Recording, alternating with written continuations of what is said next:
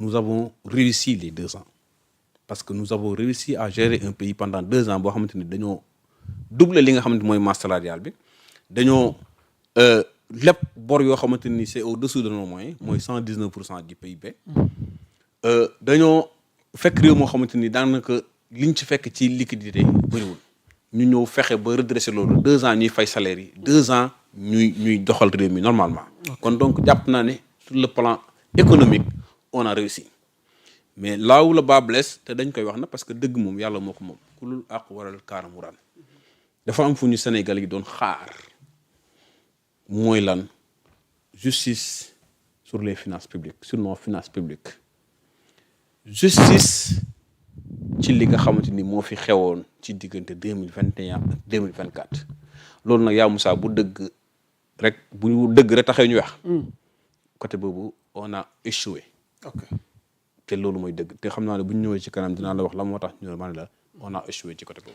am na solo Ismaïla balaa ñuy perdre ki nga xamante ne mooy honorable Mayobé Mbaye ñu daat koy libéré bu fekkee jekk na le temps Pathé def tënk synthèse laataa ñuy ñëw ci débat de fond bi bu fekkee voilà donc honorable Pathé boo ma ko mayee vite fait rek pour ma mën a yeewi honorable alors honorable ñaari at yi intervenir ci benn contexte goo xamante ne nii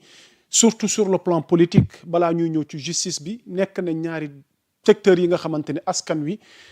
nekkuma fi seen place pour ne leen am nañ ci déception waaye nag ci sondage gi ñu def daal li ëpp ci askan wi daal vraiment am nañ lu leen naqari trop ndax foogoon nañ ni ñaari at ñii duñ ko fi def te surtout ñu responsabilité lu bëri ci wàllu justice bi waaye ñaari at tamit mu tombé ak li nga xamante ne tey crise la au plus maanaam au sommet de l'État ci diggante ñaari kilifa yi ci réew mi donc foofu lañ la bëgg interpeller alors comment comprendre tout ça par rapport ak ñaari at yi bu ñu doon xayma wàll bilan. dafa am jàngat bi dafa am côté bu may d'accord ak yow mooy une majeure partie am nañu déception mais nag amul scandale il faut ñu xam ni des choses sont en train de se dessiner au Sénégal et ça devrait servir d'exemple dans un pays. Je m'explique. Sur la déception dañu jaay benn slogan Sonko mooy Diomaye Diomaye mooy Sonko en 2 ans seeni yoon séparé wu ñoom ñaar ñëpp ñu nangu seen yoon séparé wu na donc kon Sonko nekkul Diomaye Diomaye nekkul Sonko c'est l'objet de la déception là je l'accepte. que c'est mais loolu lañ d'accordoon ak askan wi. très bien Sonko mooy Diomaye Diomaye mooy Sonko 2 ans après nga ne seen ñaari yoon yi séparé wu. xam nga lu ñu ci jàngat. La grandeur des 2 hommes. Il est bien vrai que ni am na kenn koo xam ni yoon yaa ngi wax léegi nii la réduction des comptes dafa tardé doxam gaawul justice pour les martyrs doxam gaawul ensuite ku sa loxo takk doo ànd ak ñun 3 principes goog yoo xam ne ñun dañ ko doon bañ te moom accepté na ko ensuite mu jël yoon boo xam ni ñun arrangé wuñu parce que waxtaanu lool ak askan bi mais li ci askan bi mooy war a jàngat mooy ñun li ñu gën a soucié wu mooy li nga xam ne moo soxal askan bi du ñoom ñaar kii jaar nii moo soxal askan bi li soxal askan bi mooy projet bi nga xam ni moom lañ leen jaayoon wax leen ko ba seen yaakaar taaju ndax wàcc nañ comme déet te am na yaakaar ni wàccuñu ko ñu ngi ci donc loolu moo indi le premier ministre parce que ginnaaw Diomaye ak Ousmane Sonko lu mas a am lu mel ni président bi dàq na premier ministre bi wala premier ministre bi gedd na loolu sax ma fi am mais bii président bi xam na valeur premier ministre bi daf ko téye parce que xam na ni mi ngi téye réew mi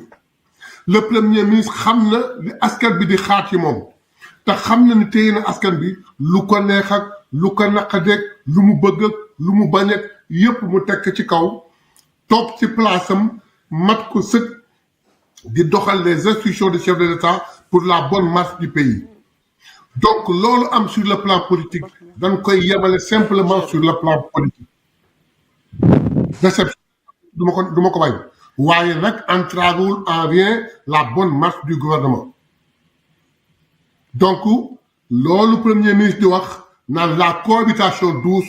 muy une spécialité sénégalaise il faudrait que ñu koy jàngale dans les écoles pour nit ñi xam on peut ne pas avoir les mêmes visions politiques mais néanmoins l'intérêt général demeure. ok honorable boo ma may une minute rek vite fait ma am réaction Pathé laataa may ñëw ci justice bi doog la libéré alors Pathé ñu ngi lay nuyuwaat di la jox sa wàccuwaay voilà donc tey yow que peut-on retenir ak yow par rapport ak ñaari at yi nga xamante ni tey Diomaye defagum na ko ci pouvoir bi. waaw yaa Moussa man tout d'abord damay nuyu le président de la République di nuyu aussi son premier ministre Ousmane Sonko. mais ainsi aussi l'ensemble du gouvernement liggéey bi nga xam ne ñu ngi nekk di ko def. man su ma doon wax les 2 ans du président de la République Bassirou Diomaye Diakhar Faye dama koy tënkee ne actuellement maanaam il est sur la bonne voie de la conduite du changement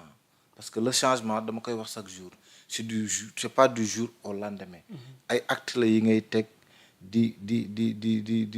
réajuster di tegaat affaire yi si yoon ak yu mel noonu loolu nekkul lu yomb parce que l'exercice du pouvoir déjà dafa doon exercice boo xam ne nekkul lu yomb yaa Moussa le président de la République son excellence Bassirou Diomaye Diakhar Faye boo xool ba mu jotee réew mi takk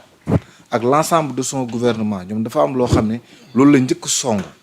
mooy le coût de la vie mooy maanaam dundu askan bi parce que nit ñi en général boo wàññee seen dund rek wàññil ngeneen lu am solo parce que dafa am ay dépenses yoo xam ne moo sonal nit ñi mooy l'alimentation ak l'énergie yooyu maanaam c'est des biens yi nga xam ne non durable la du yàgg ménage yi ngay gis yëpp moo leen di sonal tey ji énergie ku ko wàññil nit mooy wàññil nga ko dund parce que lépp li ñuy defar ci énergie lay jugee alimentation ki ko wàññil nit mooy wàññil nga ko lépp gouvernement bi ba mu njëkkee toog nga xam ne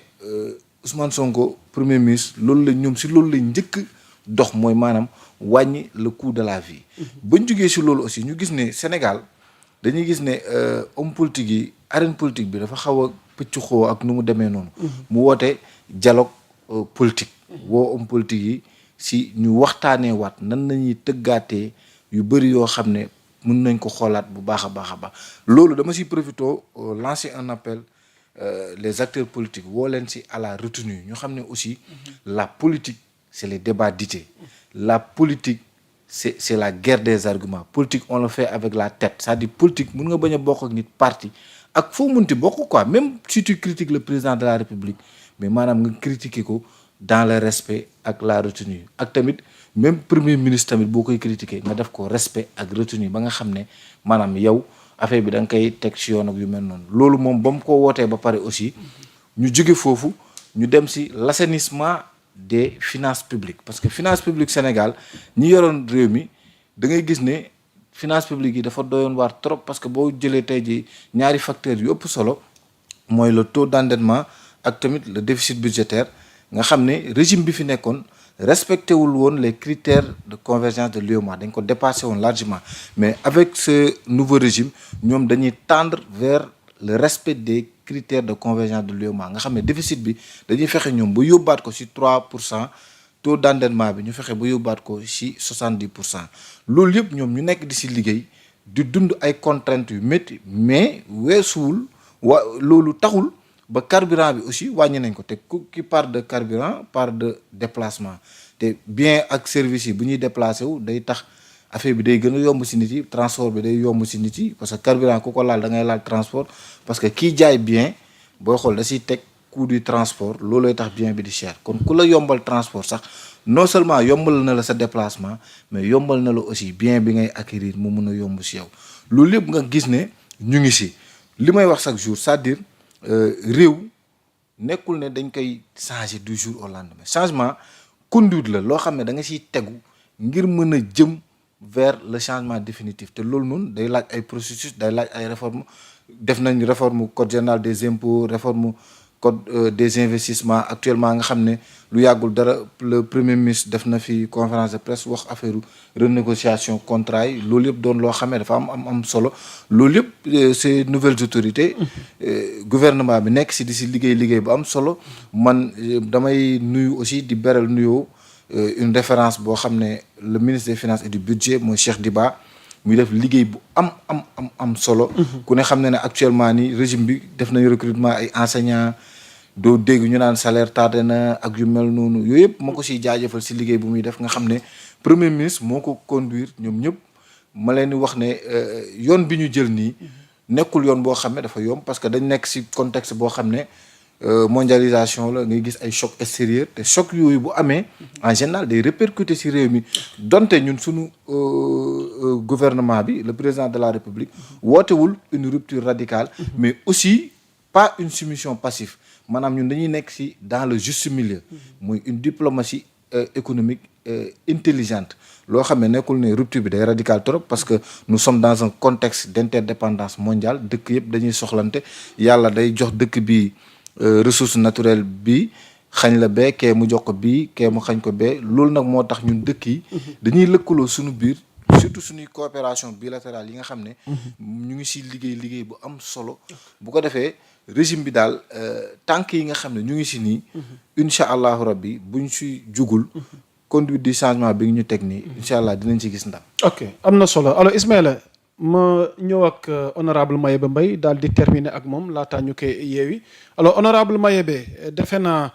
jot nga xibaar gi comme ni ko ñëpp jotee sànq laataa ñuy xuus parce que en tant que député bëgg nañ la laaj ne lii bu dee am na naka la tëddee mooy le Sénégal on nous apprend il y a quelques heures que média googu di Financial Times évoqué na 650 millions d'euros emprunt yi nga xamante ni gouvernement bi divulgué wu ko donc c'est Financial Times qui l'a écrit ce lundi. Le média anglais déclare que le Sénégal a emprunté des centaines de millions de dollars auprès d'institutions